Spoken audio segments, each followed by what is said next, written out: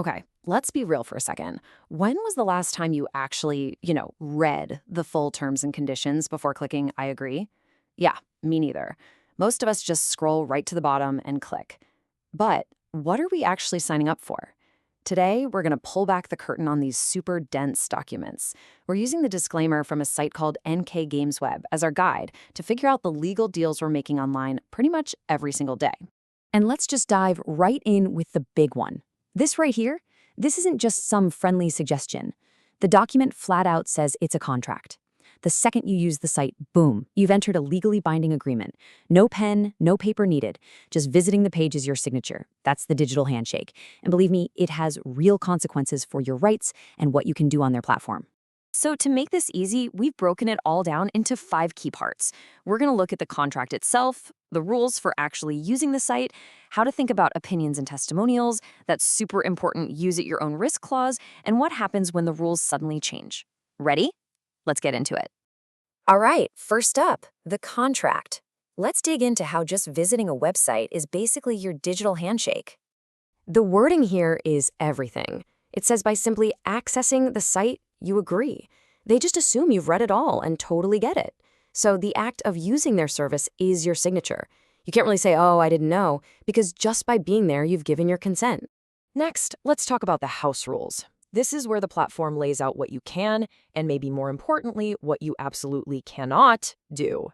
So these rules, they create a really clear boundary. On one hand, they want you to interact, right? Leave comments, add your own stuff. But on the other hand, they are fiercely protecting their own content.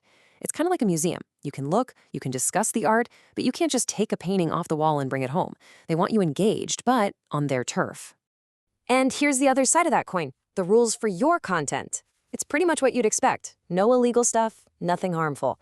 This covers a whole range of things, from lying about people and pretending to be someone else, to stealing intellectual property, and, of course, posting viruses. These are basically the rules that keep the whole community and the company out of legal hot water. Okay, this next part is huge for anyone who reads online reviews.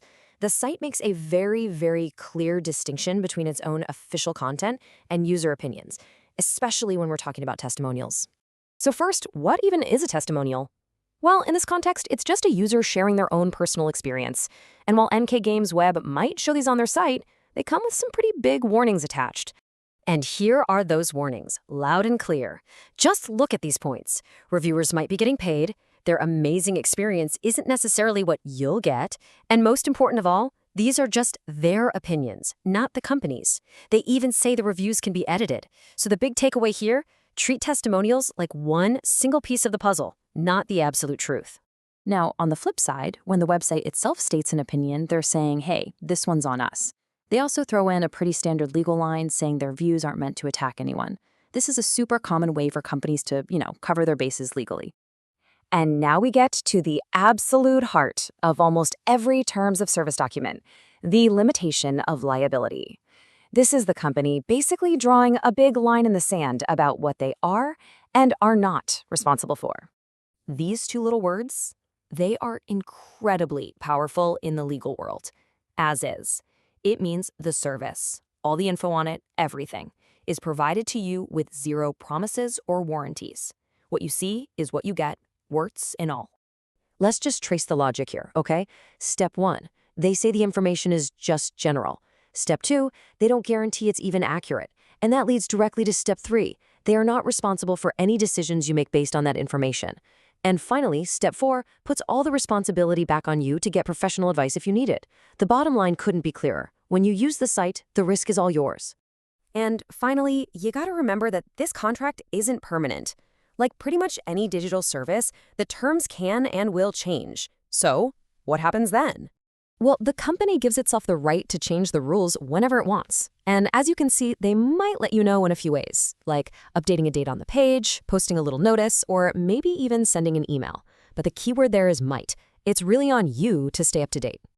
And this brings us right back to the beginning. Just like your first visit was a form of agreement, continuing to use the site after they've posted an update means you automatically agree to the new rules. You don't have to click a new button or anything. Your presence is your consent.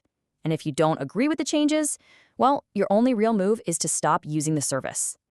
So there you have it. From a binding contract to the house rules and the company's giant legal shield, that's what's hiding in plain sight in the terms and conditions. It's clear these documents really define our rights and responsibilities online, which kind of leaves us with one last question. Now that you know what's really inside, will you pause and read the fine print next time? Definitely something to think about. Thanks for tuning in.